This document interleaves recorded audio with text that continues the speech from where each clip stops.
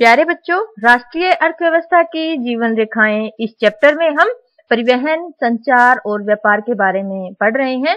इसमें से दो टॉपिक हमने परिवहन और संचार पढ़ लिया है। बच्चों, आज हम व्यापार के बारे में पढ़ेंगे।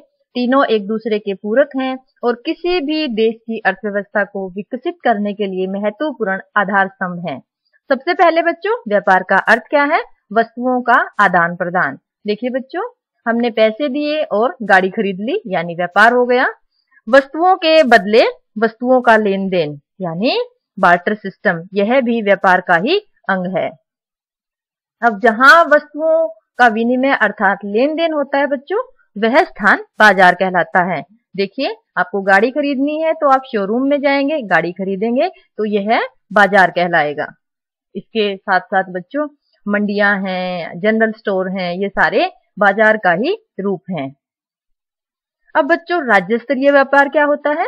दो से अधिक राज्यों के बीच अगर व्यापार है, देखिए बच्चों, अगर हम भारत की बात करें तो महाराष्ट्र और तमिलनाडु के बीच अगर व्यापार हो रहा है तो यह अंतरराज्यीय व्यापार कहलाएगा। जब एक ही राज्य के भीतर, यानी महाराष्ट्र राज्य के भीतर ही, देखिए, मुंबई से नागपुर के बीच अगर व्यापार हो रहा है, आपसी लेन देन हो रहा है, तो यह राज्यांतरिक या अंतरराज्यीय व्यापार कहलाएगा। अब बच्चों, अंतरराष्ट्रीय व्यापार, जब दो या दो से अधिक देशों के बीच व्यापार होता है तो इसे अंतरराष्ट्रीय व्यापार कहते हैं। यह व्यापार समुद्री, हवाई या स्थलीय मार्ग, किसी भी मार्ग से हो सकता है। अब अंतरराष्ट्रीय व्यापार की जरूरत क्यों होती है, आइए समझते हैं। देखिए बच्चों, संसाधनों की उपलब्धता जो है वो क्षेत्रीय है। क्षेत्रीय का अर्थ क्या है? देखिए, दो उदाहरणों से समझते हैं। यह देश क है और यह देश ख है। अब देश क के पास चावल की उपलब्धता है। हमने अभी पढ़ा कि संसाधनों की उपलब्धता क्षेत्रीय है, यानी क एक ऐसा देश है जहां चावल मिल जाएगा, उपलब्धता है, जबकि ख जो देश है इसमें तेल की उपलब्धता है। तो दोनों एक दूसरे की जो आवश्यकताएं हैं बच्चों, उनको पूरा कर सकते हैं। कोई भी देश किसी भी संसाधनों में आत्मनिर्भर नहीं है। संसार के हर देश को दूसरे देशों से आयात और निर्यात करना पड़ता है। तो इसे ही बच्चों संसाधनों की जो क्षेत्रीय उपलब्धता कहते हैं। अंतरराष्ट्रीय व्यापार बच्चों किसी भी देश की समृद्धि का आंकलन करता है, पैमाना होता है, और अंतरराष्ट्रीय व्यापार को अर्थव्यवस्था का बैरोमीटर भी कहा जाता है। अब बैरोमीटर बच्चों वायु दाब को मापने का यंत्र होता है। तो अगर अंतरराष्ट्रीय व्यापार का अगर हम जिक्र करें तो यह किसी भी देश की अर्थव्यवस्था को मापने का मीटर होता है। कैसे, आइए समझते हैं। देखिए बच्चों, व्यापार संतुलन के माध्यम से इसे समझते हैं। व्यापार संतुलन क्या होता है? आयात और निर्यात का अंतर। निर्यात क्या होता है? जब सामान देश से बाहर व्यापार के लिए जाता है, मान लीजिए भारत ने ईरान को सामान भेजा है, चावल भेजा है, तो यह निर्यात कहलाएगा। आयात बच्चों, जब बाहर का सामान देश में व्यापार के लिए आता है, मान लीजिए सऊदी अरब, ईरान, इराक से जब हम तेल मंगवाएंगे तो यह आयात कहलाएगा। अब हम समझते हैं बच्चों कि अनुकूल व्यापार संतुलन क्या होता है। देखिए बच्चों, जब आयात की तुलना में निर्यात ज्यादा हो तो अनुकूल व्यापार संतुलन होता है। उदाहरण से समझते हैं। हमने पढ़ा कि देश क के पास चावल है और देश ख के पास तेल है। देश क ने चावल निर्यात किए बच्चों देश ख को 1000 रुपए के मान रहे हैं हम, और बदले में देश ख ने देश क को तेल निर्यात किया बच्चों 800 रुपए का। तो आप देखिए कि जो देश क का जो व्यापार संतुलन है, यानी 1000 रुपए का माल बेचा है और 800 का खरीदा है, तो 200 रुपए जो है बच्चों, यह अनुकूल व्यापार संतुलन कहलाएगा। यानी क देश की अर्थव्यवस्था मजबूत है। हम शुरू से ही पढ़ रहे हैं कि अंतरराष्ट्रीय व्यापार अर्थव्यवस्था का बैरोमीटर है। तो इससे आपको क्लियर हो गया होगा कि जो व्यापार संतुलन है ये देश क के पक्ष में है। और प्रतिकूल व्यापार संतुलन बच्चों, जब निर्यात की तुलना में आयात अधिक होता है। अब देश ख ने बच्चों जो निर्यात किया तेल का वो 800 रुपए का किया और आयात बच्चों 1000 रुपए का किया। तो देश ख को जो नुकसान है वो है 200 रुपए का। यानी देश ख की जो अर्थव्यवस्था है वो क के मुकाबले कमजोर है। प्रतिकूल व्यापार संतुलन यह कहलाएगा। भारत के व्यापारिक संबंधों की अगर हम बात करें बच्चों, तो विश्व के लगभग सभी भौगोलिक प्रदेशों से हम आयात निर्यात करते हैं। निर्यात की जो मदें हैं यानी जो महत्वपूर्ण वस्तुएं हैं बच्चों, वो देखते हैं। रत्न है, जवाहरात हैं, रसायन एवं संबंधित उत्पाद और कृषि एवं संबंधित उत्पादों का हम निर्यात करते हैं।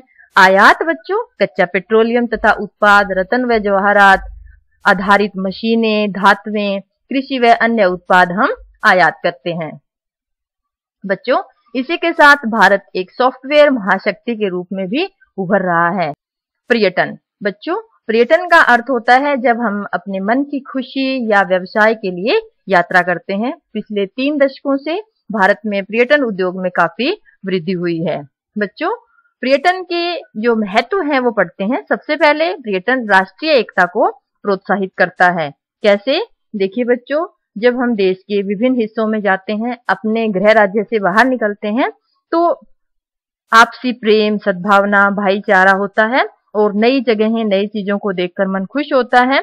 अजनबियों के बीच भी अपनेपन का एहसास होता है, जिसकी वजह से राष्ट्रीय एकता को बढ़ावा मिलता है। दूसरा है बच्चों, स्थानीय हस्तकला व सांस्कृतिक उद्यमों को इससे आश्रय मिलता है, प्रश्रय मिलता है, यानी इन उद्योगों को विकसित होने के अवसर मिलते हैं। बच्चों जैसे अगर हम जयपुर जा रहे हैं तो वहां की जो हस्तकला है, स्थानीय हस्तकला है, वह हम खरीदने की कोशिश करेंगे और साथ ही वहां के संगीत, कला, नृत्य, साहित्य से संबंधित जानकारी हासिल करने की कोशिश करेंगे। यानी पर्यटन जो है वो मनुष्य की जानकारी को भी बढ़ावा देता है और साथ में ही स्थानीय हस्तकला व सांस्कृतिक उद्यमों को भी आश्रय देता है, प्रश्रय देता है।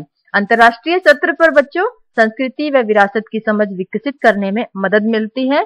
देखिए बच्चों, केवल भारत ही नहीं, जब भारत से बाहर हम जाते हैं या भारत में विदेशी आते हैं तो एक दूसरे की सभ्यता, संस्कृति, जीवन शैली और विरासत को समझने की हम कोशिश करते हैं या समझाने की कोशिश करते हैं, तो जिससे हमारी सभ्यता और संस्कृति विकसित होती है। देश की अर्थव्यवस्था को बढ़ाने में सहायक है पर्यटन। कैसे?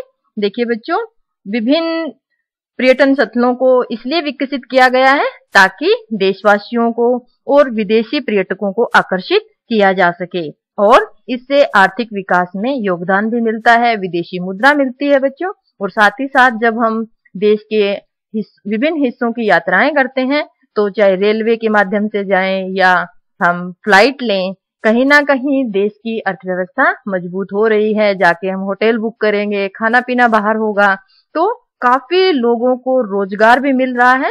इस इंडस्ट्री में लगभग 150 लाख से अधिक व्यक्ति जुड़े हुए हैं प्रत्यक्ष रूप से, यानी विभिन्न लोगों के लिए रोजगार के अवसर बच्चों पर्यटन उपलब्ध करवा रहा है। बच्चों भारत में विदेशी पर्यटक विभिन्न क्षेत्रों में पर्यटन के लिए आते हैं। सबसे पहले विरासत पर्यटन। बच्चों जब लोग विभिन्न क्षेत्रों के ऐतिहासिक, सांस्कृतिक और धार्मिक विरासतों को जानने के लिए यात्राएं करते हैं तो यह विरासत पर्यटन कहलाता है। दूसरा है इको टूरिज्म। बच्चों प्रकृति का आनंद लेना है बिना प्राकृतिक पर्यावरण को नुकसान पहुंचाए या इसमें रहने वाले प्राणी जात को परेशान किए बिना। बच्चों इसका मुख्य उद्देश्य पर्यावरण संरक्षण के प्रति लोगों को जागरूक करना है और आर्थिक विकास को संभव बनाना है। तीसरा है बच्चों रोमांचकारी पर्यटन, यानी जब पहाड़ों, पर्वतों, जंगलों, विभिन्न समुद्री यात्राओं पर जब यात्री निकलते हैं, दुस्साहस के कार्य करते हैं, तो यह रोमांचकारी पर्यटन कहलाता है। सांस्कृतिक पर्यटन बच्चों जब लोग दूसरे देशों के लोगों की जीवन शैली, कला, वास्तुकला, धर्म इत्यादि को जानने के लिए यात्राएं करते हैं। चिकित्सा पर्यटन का अर्थ है बच्चों जब लोग चिकित्सा या उपचार के लिए देश से बाहर किसी अन्य देश की यात्रा करते हैं। और व्यापारिक पर्यटन बच्चों जब व्यापारिक गतिविधियों के लिए दूसरे देशों में जाते हैं। बच्चों आज हमने अंतरराष्ट्रीय व्यापार पढ़ा और साथ ही पर्यटन किस तरह एक उद्योग के रूप में विकसित हो रहा है इसके बारे में पढ़ा। हमने राष्ट्रीय अर्थव्यवस्था की जीवन रेखाओं में परिवहन, संचार और व्यापार के बारे में पढ़ा है। आशा है आपको ये टॉपिक्स अच्छे से समझ आ गए होंगे। धन्यवाद।